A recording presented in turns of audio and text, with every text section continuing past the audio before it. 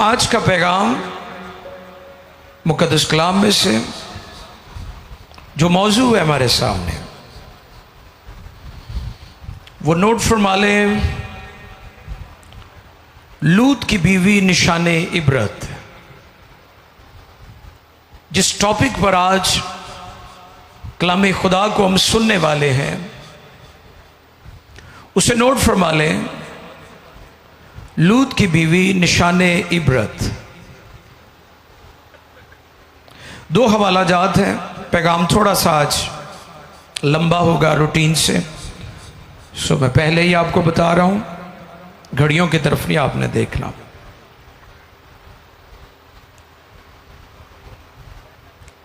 पैदाइश की किताब 19वां बाब 18वीं आयत से 26वीं आयत तक, और फिर लूका तबीब की मार्फत लिखा गया इंजीली बयान 17 बाब 22वीं आयत से लेकर 32वीं आयत तक। दो हवाला जात हैं और मैं चाहूंगा कि दोनों हवाला जात को हम ध्यान से सुने। कलाम खुदा में से इन दो तलावतों को हम पढ़ेंगे जो हमारे सामने आज का मौजू और आज का पैगाम है। वो लूत की बीवी निशाने इबरत के मौजू पर हम सीखने वाले हैं। पहले हम देखेंगे मुक़द्दस कलाम में से पैदाइश की किताब 19वां बाब 18वीं आयत से पढ़ेंगे। ध्यान से सुने। मुक़द्दस कलाम में से पैदाइश 19वां बाब, जल्दी जल्दी पढ़िएगा जी आज। और लूत ने उनसे कहा कि ऐ मेरे खुदावन, ऐसा न कर। देख, तूने अपने खादम पर करम की नज़र की है और ऐसा बड़ा फजल किया कि मेरी जान बचाई। मैं पहाड़ तक जा नहीं सकता, कहीं ऐसा ना हो कि मुझ पर मुसीबत आ पड़े और मैं मर जाऊं। देख, ये शहर ऐसा नज़दीक है कि वहाँ भाग सकता हूँ और ये छोटा भी है। इजाज़त हो तो मैं वहाँ चला जाऊँ। वो छोटा सा भी है और मेरी जान बच जाएगी। उसने उससे कहा कि देख, मैं इस बात में तेरा लिहाज करता हूँ कि इस शहर को जिसका तूने जिक्र किया गारत नहीं करूँगा। जल्दी कर और वहाँ चला जा, क्योंकि मैं कुछ नहीं कर सकता जब तक कि तू वहाँ पहुँच ना जाए। इसीलिए उस शहर का नाम सुगरा कहलाया। सुगर कहलाया। इसलिए उस शहर का नाम सुगर कहलाया। और ज़मीन पर धूप निकल चुकी थी। जब लूत सुगर में दाखिल हुआ तब खुदावन ने अपनी तरफ से सदूम और अमूरा पर गंधक और आग आसमान से बरसाई, और उसने उन शहरों को और उस सारी तराई को और उन शहरों के सब रहने वालों को और सब कुछ जो ज़मीन से उगा था गारत किया।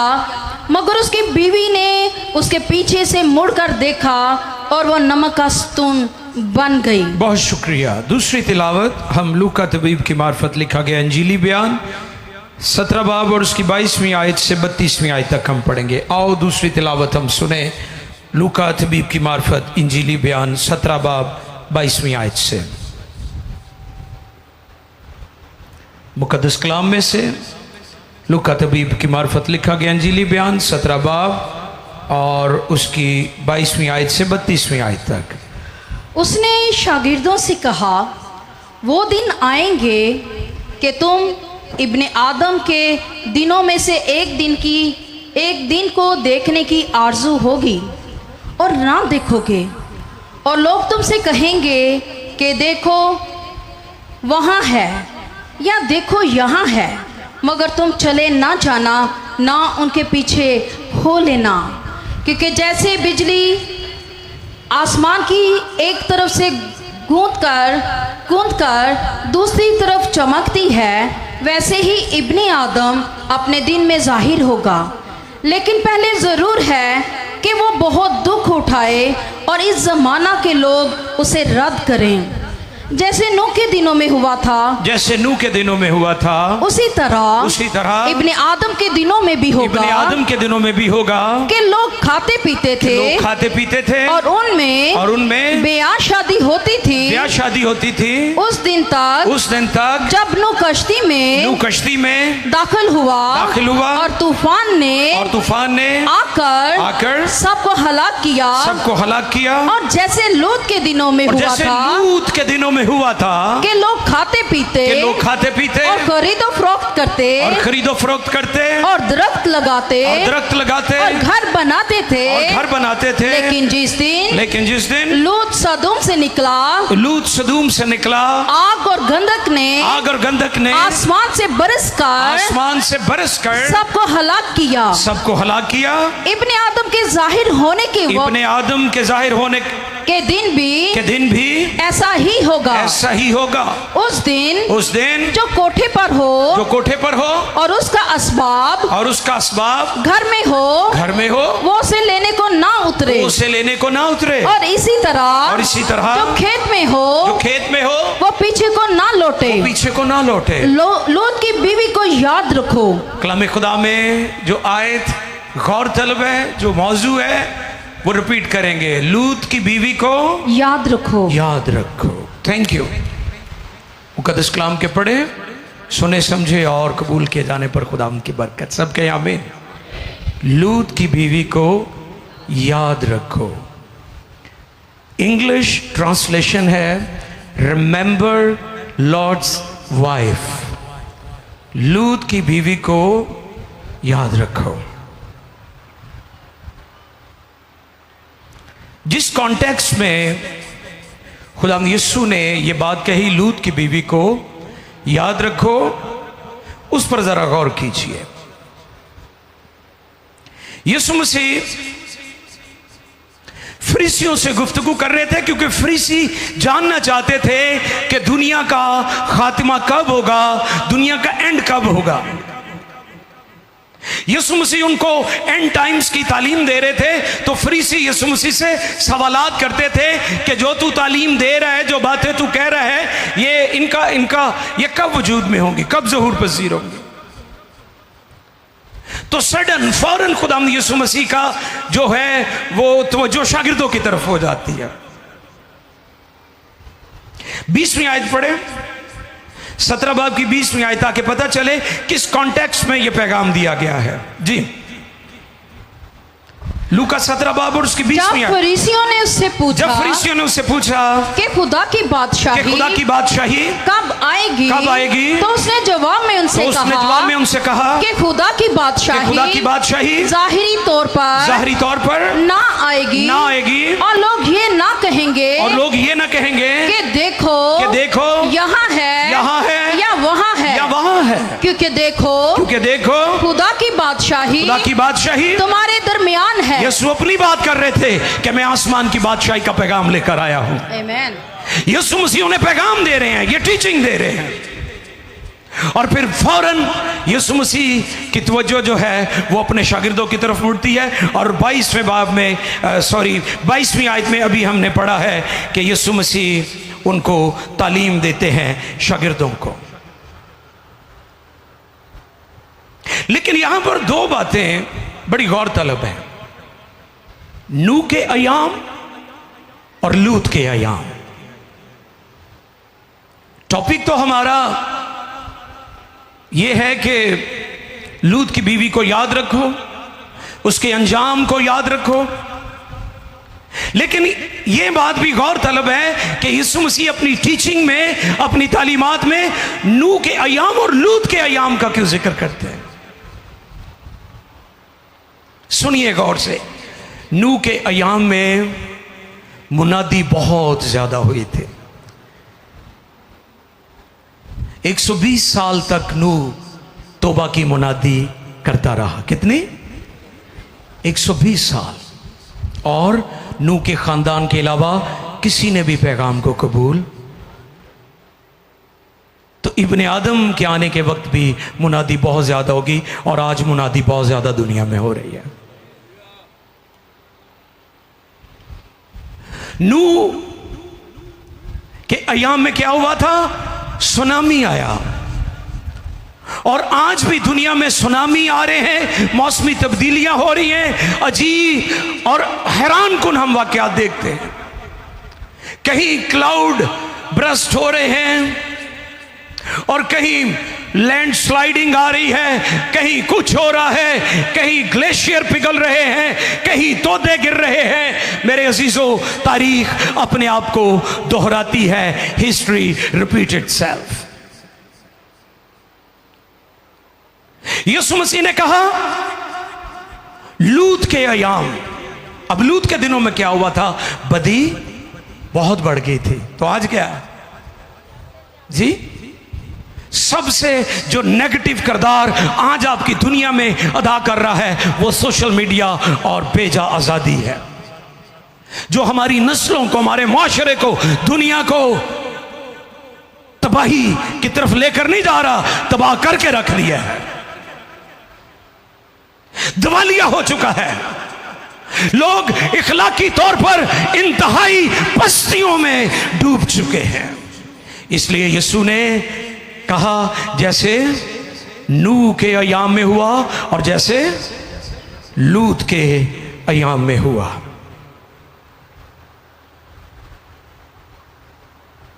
यहां पर यह नहीं लिखा बड़ी बड़ी अजीम हस्तियां। जो यहूदी लिटरेचर है उसके अंदर बड़ी बड़ी अजीम हस्तियां हैं। अब्राहम है, मूसा है, दाऊद है, अंबिया अकबर, अंबिया असगर। खुदाम यीशु ने यह नहीं कहा कि उनको याद रखो, बल्कि पॉइंट आउट क्या किया है? लूत की बीवी को याद रखो। ये अल्फाज मेरे यीशु के हैं, ये किसी आम पर्सनैलिटी के नहीं, बल्कि मेरे यीशु के हैं। और यीशु ने क्यों लूत की बीवी को कोट किया, आज इस बात पर हम गौर करेंगे। आज हम गौर करेंगे वो क्यों इबरत का निशान है। आज भी क्यों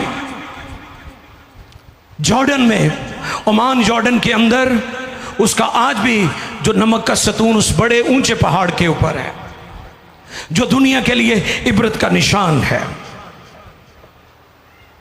जो आज के चर्च और कौमों के लिए पैगाम है। सदूम और अमूरा लूत के 5 शहर थे। और थियोलॉजियन कहते हैं बहरा मुर्दार, डेड सी के अंद तय के नीचे आज भी ये 5 शहर दफन है। वहां पर लूत के 5 शहर खुदा ने उनको बर्बाद कर दिया, तहस नहस कर दिया, जलाकर राख और खाकसर कर दिया उनको। सदूम और अमूरा।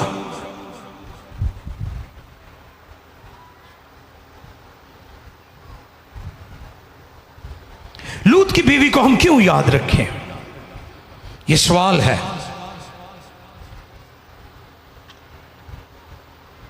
लूत की बीवी का नाम बाइबल में नहीं हमें मिलता।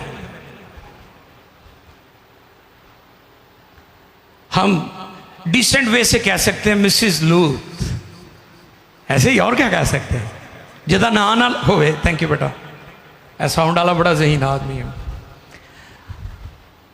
हम क्या कहेंगे फिर, बताइए जरा मुझे। मिसिस, डिसेंट तरीका यही है ना कि ज्यादा ना नहीं आंदा उन्होंने शोहर तो पुकार लिया जाए, मिसिस लूत। यीशु मसीह कहते हैं लूत की बीवी को याद रखो। क्यों याद रखें? और जरा गौर करें, लूत की बीवी के एजाजात, उसका जो प्रिविलेज उसे मिला वो क्या था? वो एक ऐसे खानदान से मुंसलिक थी, उस दौर में सिर्फ वो वाहिद खानदान था जो यहोवा खुदा की परस्तिश करता था, बाकी सारी दुनिया बुत परस्त थी। वो कौन सा खानदान था? मुकद्दस अब्राहम का खानदान। किहड़े खानदान च विआह इहदा होया सी? वाह, यह कैसी गल है कि किसी औरत दी शादी ईमानदार खानदान च हो जाए, यह बड़ी वड्डी बरकत है। लोकी ते अजकल सोने पिछे मर मुर जाते हैं ना। हाँ जी, सोना होने चाहिए है। लेकिन मैं आपको पैगाम देता हूं कि खुदा खूबसूरत नहीं बल्कि आपको पाक देखना चाहता है। खुदा का स्टैंडर्ड खूबसूरती नहीं है, खुदा का स्टैंडर्ड पाकीज़गी है। केड़े खानदान च शादी हुई? हाँ जी, सिर्फ ईमानदार नहीं, ईमानदारों का प्यो भी आओ। सारी दुनिया अदियान अब्राहम को अपने बाप कहते हैं, वो कौमों का बाप है। इसका एजाज देखें, इसकी जिंदगी में जो बड़ा काम हुआ, इसकी शादी एक ऐसे खानदान में हुई जो ईमानदार खानदान था। यह इसका एजाज था। एक ऐसे खानदान से मुंसलिक होगी जो यहोवा खुदा की प्रस्तुत करता था। रेस्ट ऑफ द वर्ल्ड, वो सारे बुत परस्त थे, आइडल वर्शिप। पूरी दुनिया उस वक्त बुतों की प्रस्तुत करती थी, बुतों की पूजा पाठ करती थी। लेकिन लूत की बीवी का जो ससुराल था, वो जो खानदान था, वो अब्राहम का खानदान था, क्योंकि लूत अब्राहम का भतीजा था।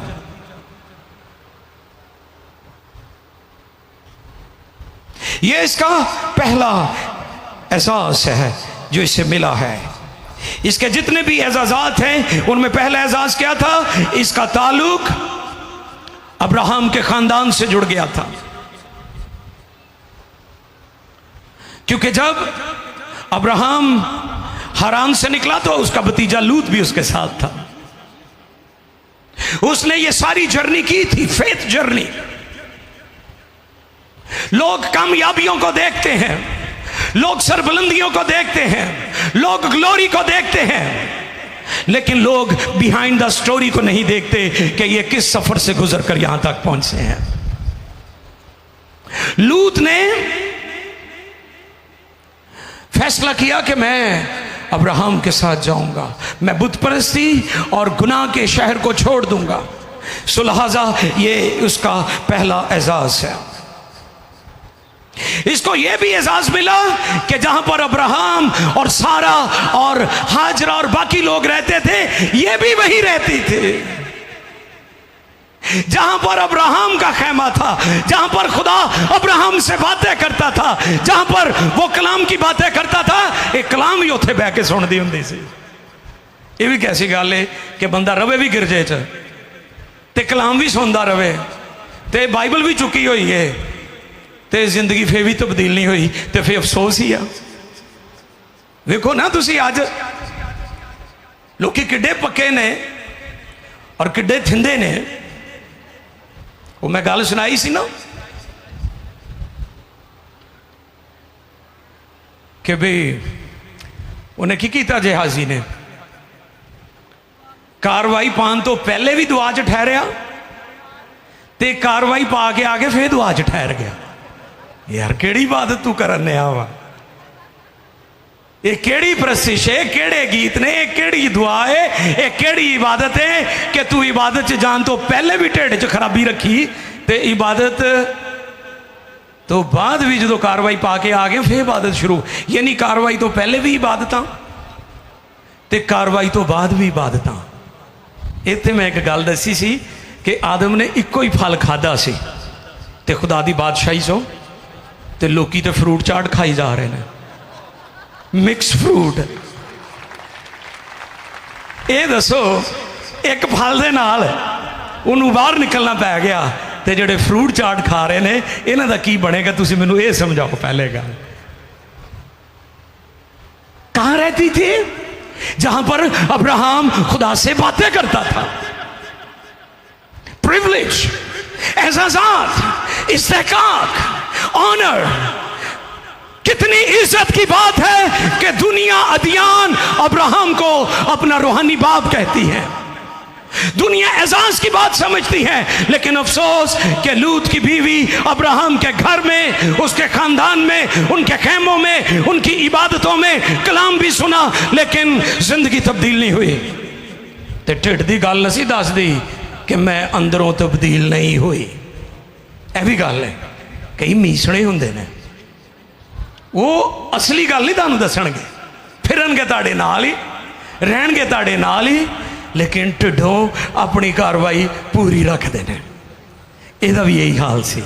जे तक दिल कितों दस दिंदी शेयर कर दिंदी तो हो सकता कि अब्राहम ये ते हथ रख के दुआ करदा कि मैं दी जिंदगी च निजात का मौजदा चाहना तो हो जाना सी। उन्हें ढिड ही नहीं शेयर किया, उन्हें दिल ही शेयर नहीं किया उहदे नाल, बस दिल च लई फिरदी रही। इसलिए यीशु ने कहा लूत की बीवी को, हाँ ऐसे नहीं कह दिया, इसके पीछे पैगाम है, इसके अंदर मुकाशवा है, इसके अंदर भेद की बात है, इसके अंदर आज के चर्च की आंखों को खोलने के लिए मैसेज मौजूद है। इसलिए यीशु ने कहा लूत की बीवी को याद रखो।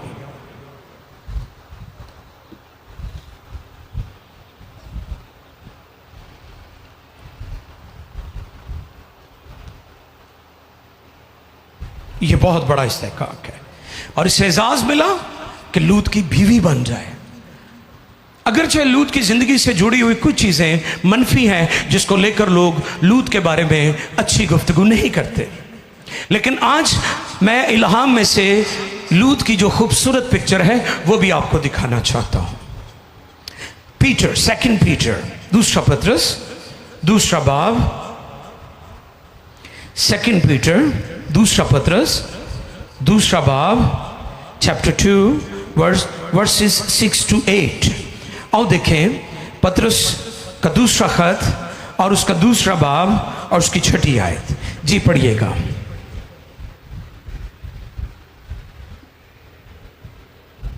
दूसरा पत्रस, दूसरा बाब, छठी आयत से तिलावत फरमाए।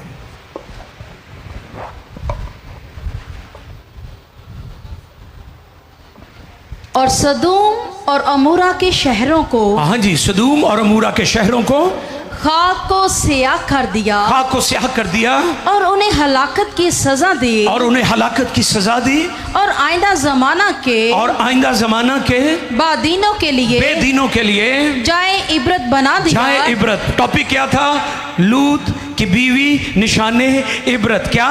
जाए इबरत बना दिया। और रास्तबाज लूत को, हाँ, उसे टाइटल क्या मिला? और रासबाज, रासबाज, रासबाज। बाइबल ने लूत की जो पिक्चर हमें दिखाई वो कितनी खूबसूरत है, और इस औरत की शादी एक रासबाज से हुई थी। रासबाज। आगे जी। और रासबाज लूत को, और रासबाज लूत को जो बेदीनों के नापाक चाल चलन जो से, बेदीनों के नापाक चाल चलन से दिख था रिहाई बख्शी।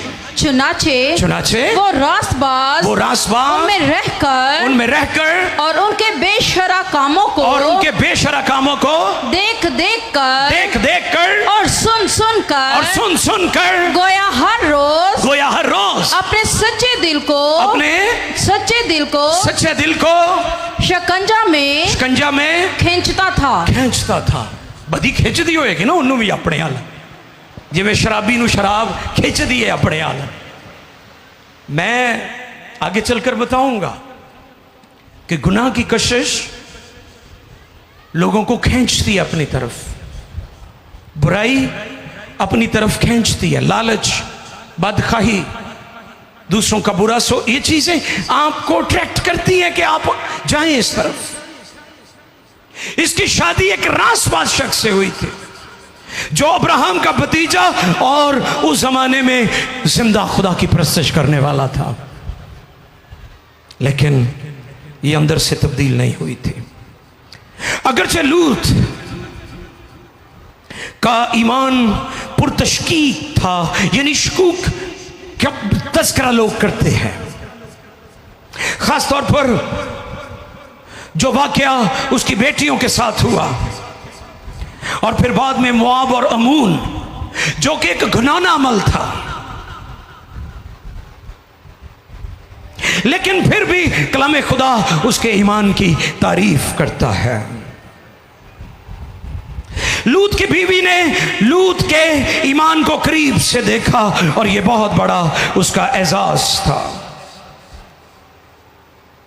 उसने कलाम सुना, उसने अब्राहम और सारा और हाजरा और बाकी फैमिली के लोगों के साथ रफाकत और कुर्बत रखी। लेकिन एक और बात, वो तबाही, आने वाली तबाही से भी वाकिफ थी। यानी वो उस नबूवती पैगाम को भी जानती थी जो खुदा ने कहा था कि लूत तू इस शहर से निकल जा, क्योंकि मैं शहर को बर्बाद करने वाला हूं। यह नबूवत थी। उसने इस नबूवत को भी सुन रखा था, उसने इस पैगाम को भी सुन रखा था। वो वाकिफ थी कि इस शहर का, सदूम और अमूरा का क्या हशर होने वाला है। यानी वो आने वाली मुसीबत से, तानू पता हो कि मुसीबत आने वाली, तो तुसी उत्ते खड़े रहो या मुड़ मुड़ के वेखो। मैं पिछले दिनों एक तस्वीर देख रहा था, शेर के पास एक हिरन खड़ा है, तो उस पर किसी ने लिखा था, खौफ आपके अंदर की सलाहियत को भी खत्म कर देता है। आपको पता है, जो हिरनी है वो शेर से तेज दौड़ती है, शेर उसे पकड़ नहीं सकता, लेकिन उहदे विच एक कमी है कि वो मुड़ मुड़ कर देखती है, वो मुड़ मुड़ कर देखती है। इससे मुराद ये है कि वो जब मुड़ कर देखती है तो उसका दुश्मन उसे शिकार कर लेता है। इब्लीस उस वक्त हमें शिकार करता है जब मुड़ मुड़ कर हम माजी में चले जाते हैं, इब्लीस हमें पकड़ लेता है।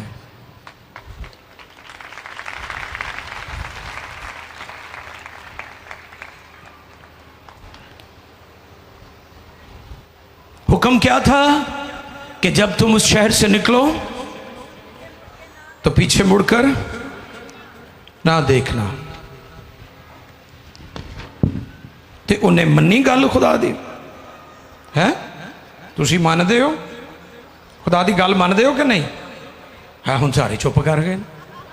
वो मानदे हो तो इत्थे आए हो, बजाओ तालियां अपने लिए भी। जे तुसी मनन वाले ना होंदे ते तुसी भी घर ही सुते होना सी। अज ते इतवार आ, एक ही तो छुट्टी हुंदी आ, और तुसी मनन वाले ही हो। हौसला रखो, इसलिए इत्थे गर्मी च मेरे नाल बैठे हुए। पैदाइश 19:1 से 13 के दरमियान बार बार खुदा खबरदार कर रहा है। नोट कर ले, पढ़ेंगे नहीं। वो अंजाम से वाकिफ थी, सब कुछ जानती थी, तबाही से वाकिफ थी, आने वाली तबाही और अंजाम के बारे में उसे पता था। और यहां पर मैंने नोट दिया है, परवाना जानता है। आजकल मानसून है, पाकिस्तान में बारिशें हो रही हैं। आपने देखा होगा बारिशों के फौरन बाद वो बग्स और कीड़े मकोड़े निकल आते हैं जो उड़ते हैं, और स्ट्रीट लाइट्स, खंभों के ऊपर जो लाइट्स लगी होती हैं, वो उनके चौगिर्द आपने देखा इकट्ठे हो जाते हैं। उन्हें पता है कि ये रोशनी हमारी जान ले लेगी, इसकी हरारत, इसकी तपश हमें मार देगी, लेकिन वो बार बार उसके चौगिर्द घूमते हैं क्योंकि रोशनी, चमक उन्हें अपनी तरफ खींचती है। इसी तरह गुनाह भी लोगों को अपनी तरफ खींचता है। लोग जानते हैं, लोग वाकिफ हैं कि गुनाह उनकी जान ले लेगा, क्योंकि गुनाह की मजदूरी मौत है। लेकिन हम शुक्रगुजारी करते हैं, खुदावंद यीशु मसीह में हमें हमेशा की जिंदगी मिलती है।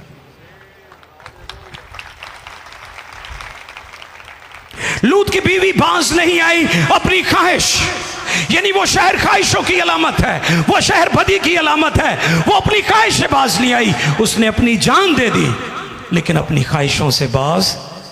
आज भी लोग यही कर रहे हैं, वो अपनी ख्वाहिशों के पीछे भाग रहे हैं। ज़बूर 106, ज़बूर नंबर 106, ध्यान से खुदा का कलाम सुने। ज़बूर नंबर 106, 13वीं आयत, 15 आयत तक पढ़ दीजिएगा जी, 13 से 15। ज़बूर नंबर 106, Psalm 106 वर्सेस 13 to 15। फिर वो जल्द उसके कामों को भूल गए जी, और उसकी मशवरत का इंतजार न किया, उसकी मशवरत का इंतजार न किया। बल्कि बियाबान में बड़ी हिर्स की और सहरा में खुदा को आजमाया सो उसने उनकी मुराद तो पूरी कर दी पर उनकी जान को सुखा दिया। बहुत शुक्रिया। बहुत जल्द भूल गए, हम भी यही करते हैं, बहुत जल्द भूल जाते हैं कि खुदा ने हमारी जिंदगी पर कौन सी मेहरबानियां की हैं। हिर्स करने लगे। खुदा ने उनके लिए क्या कुछ नहीं किया बनी इस्राइल के लिए। अच्छा, साड़ी फितरत इंसाना दी की है, असी मिनट तो पहले खुदा दियां पिछलियां नेकियां भुल जाने आ ते जिहड़ी शै उन्हें सानू दित्ती नहीं ना उहदे शिकवे असी फौरन शुरू कर दिंने आ ते जिहड़ा दिता है उहदे ते गौर ही नहीं। कईयां नूं कोई शै दईए ना ते एवें मूँह वट्टी जाणगे, थोड़ा है बई जालमा तेनू इन्ने दिन इन्ना तेन पहले दिता वह भी तो याद रखना, थोड़ा है तो जो पहले दिता है वो की है। हम बहुत जल्द भूल जाते हैं। कोई आम इंसाना च भी तुसीं वेख्या होएगा कि तुसीं किन्नी मर्जी नेकी करते रहो अगले बंदे ना, एक ना तुसीं गल मन्नी तो वेख्यो फिर तुहाड़ियां गल्लां किवें करनगे जाके। ये फितरत है इंसान की और खुदा नापसंद करता है। उन्होंने बहुत जल्द भूल गए, बियाबान में हिर्स की, खुदा ने उनकी मुराद तो पूरी, लेकिन उनकी जान सुक जानी है ताड़ी। एवं ना परेशान होया करो, उहदे को बहुत है, उहदी जान भी सुकी रहिंदी है। जिद को बहुता है वो टेंशन च भी बहुता ही रहिंदा, तुहाडे को थोड़ा है तुसीं टेंशन फ्री हो। इसलिए भी याद रखो गल, जिन्हों जो दिता है खुदा दा ते ओहदा मामला है, तुसीं परेशानी ना लिया करो। असीं एवं कैलकुलेटर चलाने रहने, वक्त नूं पै रहने, कल नूं तवानाई जाया करते हो। तुसीं भी मेहनत करो, कोई खुदा तुहानूं भी अगे लै जाएगा। आप याद रखें, खुदा हमारी जरूरतों को पूरा करता है, ख्वाहिशों को नहीं। पानी हमारी जरूरत है, शराब ख्वाहिश है। और मैं बार बार इस प्लेटफॉर्म से कहता हूं, मसीहत के अंदर शराब 100% हराम है।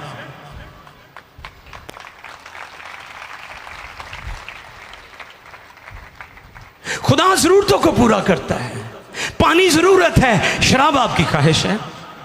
पानी पीने के लिए होता है, नहाने के लिए होता है, धोने के लिए होता है, तो जो कोई डुब के मरना चाहता है उसकी अपनी मर्जी है। छुरी सेब काटने के लिए होती है, सब्जी काटने के लिए होती है, और कामों में इस्तेमाल होती है, किसी के पेट में मारने के लिए नहीं होती। अगर आप चीजों को मिसहैंडल और मिसयूज कर रहे हैं, ये आप पर डिपेंड करता है। सोशल मीडिया का अच्छा इस्तेमाल करें, इस पर बहुत अच्छी अच्छी चीजें हैं। तो इसलिए आज मेरा यह पैगाम है कि जरूरतों के लिए दुआ किया करें, ख्वाहिशों के लिए नहीं। हम सब वाकिफ हैं कि दुनिया का अंजाम क्या होने वाला है, फिर भी हम लूत की बीवी की तरह आगे बढ़ते जा रहे हैं। लूत की बीवी के पास बहुत ज़्यादा एजाज़ात थे, लेकिन वो भूल गई। जिंदगी महज जिंदगी, सुने फिर से, ये फिक्रा बड़ा ज़रूरी है।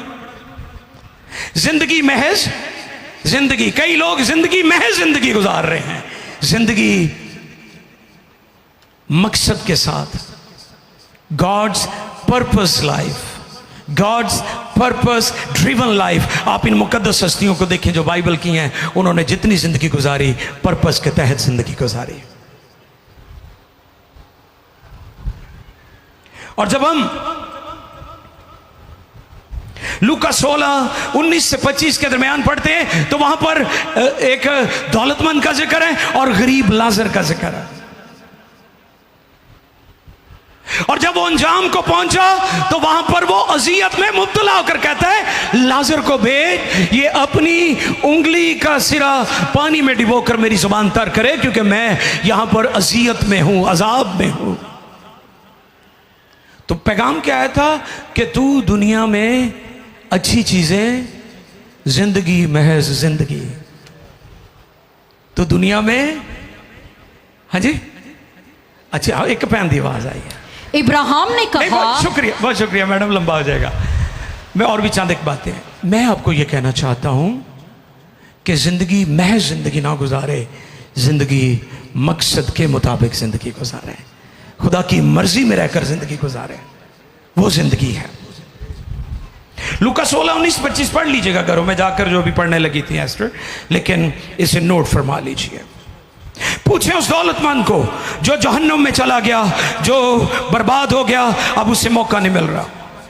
पूछे उस शख्स को जो दौलतमंद था और यीशु के पास आया और यीशु ने कहा अपना सब कुछ बेचकर गरीबों में बांट दे, तुझे आसमान पर दौलत मिलेगी। और लिखा है वो अफसुर्दा होकर मायूस होकर चला गया। यीशु के पास जो कोई भी आया मायूस आया, वो मायूस नहीं गया, लेकिन अफसोस कि ये शख्स आया तो यीशु के पास बड़ी खुशी के साथ था, लेकिन अफसुर्दा होकर गया है।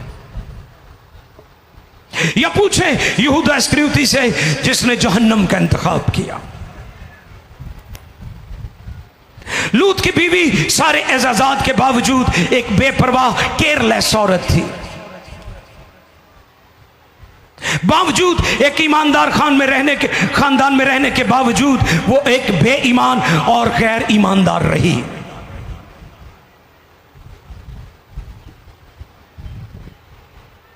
क्योंकि गैर ईमानदार ताबे फरमान कभी नहीं हो सकता।